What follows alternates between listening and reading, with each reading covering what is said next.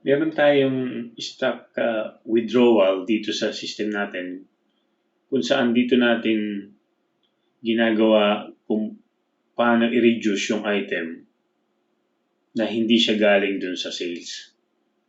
Ibig sabihin, kailangan nating i-issue sa tao na hindi siya benta. Punta tayo dun sa inventory, then meron tayong makikitang stocks withdrawal. Then sa taas, click natin yung add new transaction. Dito, meron tayong makikitang issued by and received by. Ibig sabihin, sino nag-issue? For example, si Peter. In-issue niya KB.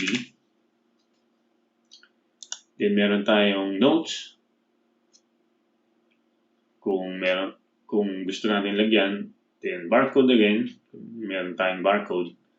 Then kung ano yung item na gusto nating ibigay KD as a receiver. For example, Sony 1. Then meron tayong Fujifilm Insta 1 din.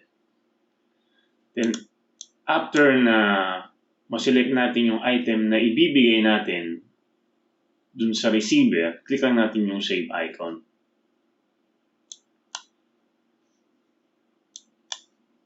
Yan. Then automatic yung system nagbabawa siya sa stocks on hand natin.